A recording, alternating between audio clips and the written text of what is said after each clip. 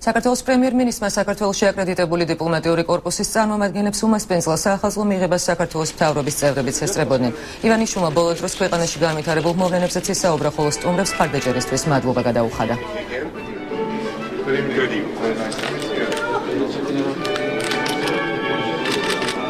თქვენთან ერთად თქვენი დიდი მხარდაჭერით და საქართველოს მოსახლეობის დიდი ძალისხმევით 1 ოქტომბერს მოხერხდა საქართველოს ისტორიაში პირველად ჩატარდა ნამდვილად წარმატებული არჩევნები და განხორციელდა ქართული ხალხის ნება საარჩევნო ყუთებთან.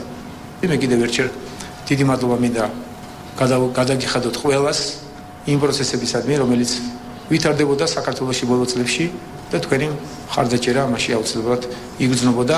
ასეთივე იმედს ვიტოვებთ მომავალში, რომ ჩვენ გავააღრმავებთ ჩვენს ურთიერთობას და საქართველო ჩვენი ხელისუფლება ყველასფერს გააკეთებს იმისათვის, რომ საქართველო იყოს ღირსეული წევრი საერთაშორისო თანამეგობრობის.